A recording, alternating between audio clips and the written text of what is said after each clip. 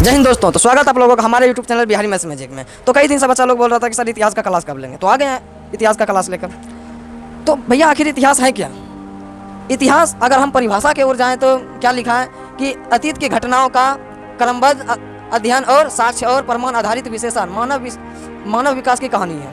अगर आपको एक लाइन में जवाब देना है, इतना आपको कहानी नहीं पढ़ना है, कोई दिक्कत नहीं है। अगर आपको एक लाइन में आपको जवाब किसी को देना है तो कैसे दे सकते हैं? तो मानव विकास में होने वाली घटनाओं के बारे में अध्ययन करने को ही इतिहास कहते हैं। अगर आपको एक लाइन में जवाब देना है तो अगर आप ऐसे जवाब देना चाहते हैं तो ये कहानी पुतला पढ़िए, तो हम क्या कर सकते हैं? तो भैया इतिहास के कितने प्रकार होते हैं? तो मेरे भाई इतिहास के जो है दो प्रकार होते हैं। पहला है भारतीय इतिहास और दूसरा है विश्व का इतिहास। भारतीय इतिहास को तीन भागों में बांटा गया है। कौन कौन सा? प्राचीन इतिहास, मध्यकालीन इतिहास और आधुनिक इतिहास। विश्व का इतिहास भी तीन भागों में बांटा गया। प्राचीन लिखा गया, प्राचीन इतिहास, प्राचीन विश्व, मध्यकालीन विश्व और आधुनिक विश्व। इस आपको खाली चार्ट ये याद रख लेना है कि इतिहास के प्रकार कितना है। इतिहास को दो भागों में बांटा गया। कितना भागों में? पहला तो भारतीय इतिहास और दूसरा विश्व का इतिहास। भारतीय इतिहास में हमको तीन चीज पढ़ना है: प्राचीन इतिहास, मध्यकालीन इतिहास और आधुनिक इतिहास। आधुनिक इतिहास का मतलब हुआ अभी जो चल रहा है, अभी जो फिलहाल घटना घट रहा है। मध्यकालीन मतलब हमारे बीच में जो हुआ था, मतलब पहले से बीच में जो हुआ था उसको बोलते हैं मध्यकालीन इतिहास। जो प्राचीन इतिहास जो हमारे थे, क्या हमारे पूर्वज जो थे, तो उसके बारे में हम प्राचीन इतिहास के बारे में पढ़ेंगे। और मध्यकालीन के इतिहास के बारे में पढ़ेंगे, मतलब बीच में जो हमारे घटना हुआ था, मतलब खोजकर्ता सब जो आया था। और आधुनिक इतिहास का मतलब अभी जो फिलहाल घटना घट रहा है, जैसे कोरोना सब हो गया, ये सब क्या है? ये सब अभी है आधुनिक इतिहास। और विश्व का इतिहास भी तीन भागों में हमको बांटा गया है: प्राचीन इतिहास, प्राचीन विश्व, मध्यकालीन विश्व और आधुनिक विश्व। तो भैया पृष्ठभूमि की खोज क्यों शुरू हुई? तो भैया कई लोग पृष्ठभूमि नहीं समझते हैं। तो पृष्ठभूमि वह होता है जो जिस जगह पर जो घटना घटी है या उस घटना की या उस जगह की घटना के बारे में कुछ कहानी लिखा गया है। तो पृष्ठभूमि क्या है भैया? तो मध्यकाल में यूरोपीय देश पूर्वी देशों जैसे भारत हो गया, चीन के साथ क्या हो गया? व्यापार करते थे। यह व्यापार मुख्य रूप से स्थल मार्ग से होता था, मतलब सड़क मार्ग से होता था। और इसका केंद्र कस्तुनतनिया था, जहाँ पे ये मतलब व्यापार होता था। उसका जगह का नाम क्या था? कस्तुनतुनिया की नाम की एक जगह थी। वहीं पर जो था ये सब क्या होता था? व्यापार होता था। व्यापार का मतलब क्या हुआ भैया? कोई भी सामान लेन देन लेना, तो कस्तुनतनिया का पतन हो गया। तो भैया कस्तुनतनिया मतलब जिस जगह पे लेन देन हो रहा था, तो उस जगह पे क्या हो गया? पतन हो गया। तो भैया पतन का मतलब क्या होता है? पतन का मतलब होता है कि उस जगह पर कोई घटना घटा या फिर किसी ने कब्जा कर लिया, या मतलब किसी ने उसको हड़प लिया, उस जगह को अपने शासन के अंदर चलाने लगा। तो भैया 1453 ईस्वी में तुर्की ने कस्तुनतुनिया पर कब्जा कर लिया। किसने कब्जा किया? तुर्की ने कब्जा किया। किस पर कब्जा किया? कस्तुनतुनिया पर कब्जा किया कर लिया। और इस मार्ग से यूरोपीय व्यापारियों के जाने पर रोक लगा दिया। मतलब कस्तुनतुनिया पे जो व्यापार होता था, यूरोप के लोग जो रहने वाले थे, मतलब व्यापारी जो थे, वो कस्तुनतुनिया पर जाने को मना कर दिया, उस पर रोक लगा दिया। जाने पर रोक लगा दिया। भारी भरकम जो क्या था? टैक्स लगा दिया, मतलब टैक्स वसूलना कर लिया। अगर तुम यहाँ पे सामान बेचोगे तुमको ये टैक्स देना पड़ेगा, मतलब भाड़ा, किराया। ठीक है। और नंबर 2, मसालों की जरूरत। भैया मसालों की जरूरत यूरोप के ठंडे मौसम में मांस को सुरक्षित रखने और स्वादिष्ट बनाने के लिए भारतीय मसालों की सख्त जरूरत है। तो भैया भारतीय मसालों के, अरे भाई हमारे भारत में महिला सब ऐसे खट करके मसाला जो पीसता है उसमें स्वाद आता है। मतलब यहाँ का धरती का जो मसाला जो होता है वो बहुत ही स्वादिष्ट होता था। तो भारतीय मसालों की बहुत ही जरूरत थी। कहाँ पे? यूरोप में, क्योंकि ठंडे मौसम रहते थे और वहाँ पे जो है ठंडे मौसम में मांस को सुरक्षित रखने के लिए भारतीय मसालों की सख्त जरूरत थी। और मसालों की बहुत मांग थी। भारतीय मसालों की क्या थी? बहुत ही ज़्यादा मांग थी, क्योंकि यह बहुत ही स्वादिष्ट होता थे और बहुत ही मज़ेदार भी होते थे। तो नया समुद्री मार्ग खोजना मजबूरी बन गया, क्योंकि कस्तुनतुनिया पर तो कब्जा कर लिया था। तो भैया मसाला हम बेचेंगे कैसे? तो भैया मसाला बेचेंगे तो, और मतलब जो आदमी सब था उन्होंने दिमाग लगाया कि ऐसे तो काम नहीं चलेगा, हमको कोई और मार्ग खोजना पड़ेगा, मतलब व्यापार करने के लिए कोई और मार्ग खोजना पड़ेगा। आखिर भौगोलिक खोजों का मुख्य कारण क्या था? मतलब ये जो खोज करता जो हुआ था, इसका मुख्य कारण क्या था? तो इसका मुख्य कारण था यूरोप में इस समय पुनर्जागरण चल रहा था। क्या चल रहा था? पुनर्जागरण चल रहा था, जिससे लोगों में वैज्ञानिक सोच और साहस बढ़ा। इसके मुख्य कारण निम्नलिखित है। पहला कारण क्या भैया? पहला कारण है नए आविष्कार होने लगा।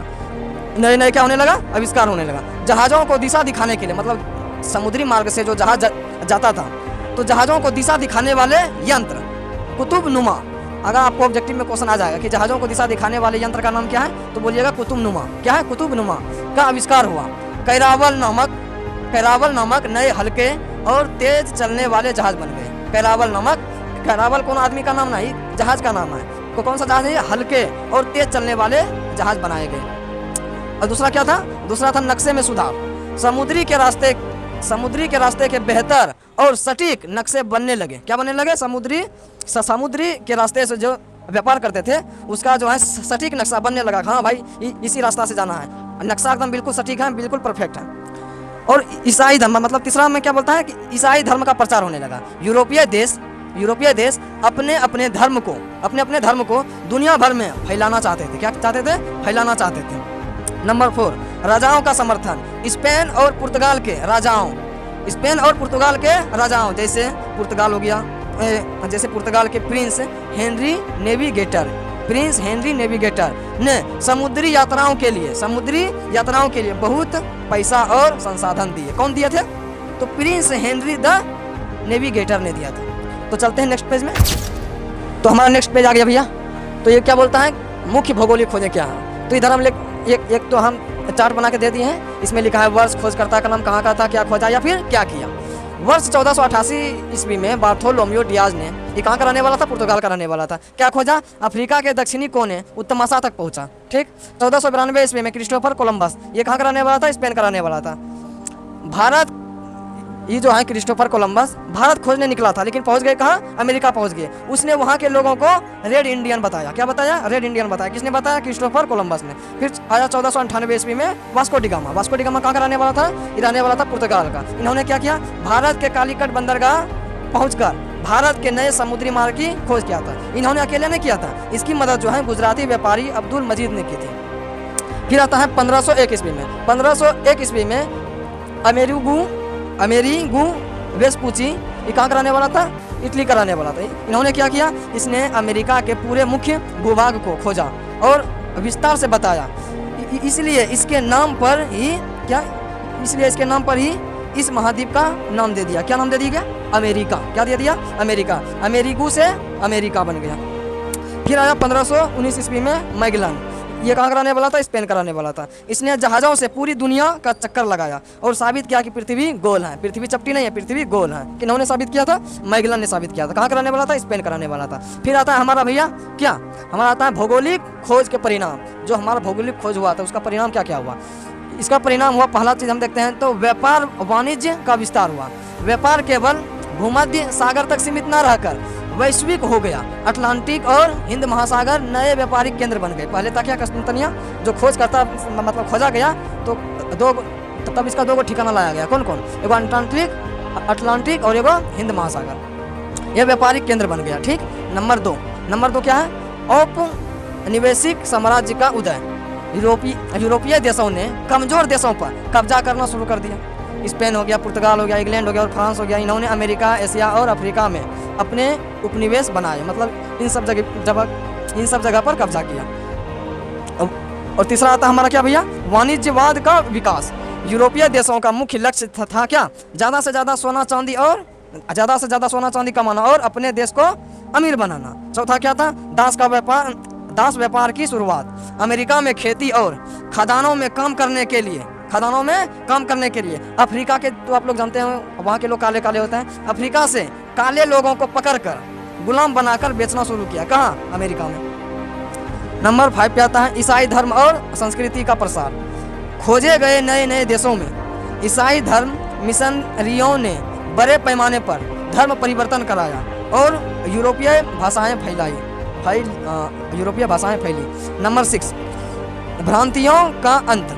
पुरानी अंधविश्वासी बातें जैसे पृथ्वी चपटी है, समुद्र में जाने से लोग गिर जाएंगे, ये सब जो है खत्म हो गया और विज्ञान की ही जीत हुआ। अगर आप जीत होता शॉर्ट में, संक्षेप में, हम तो इसका लॉन्ग वीडियो नहीं बनाए हैं। अगर आप लोग इसका क्वेश्चन आंसर भी चाहते हैं तो कमेंट में लिखिए क्वेश्चन आंसर, खाली VVI लिखाएंगे उसमें। तब तक के लिए धन्यवाद।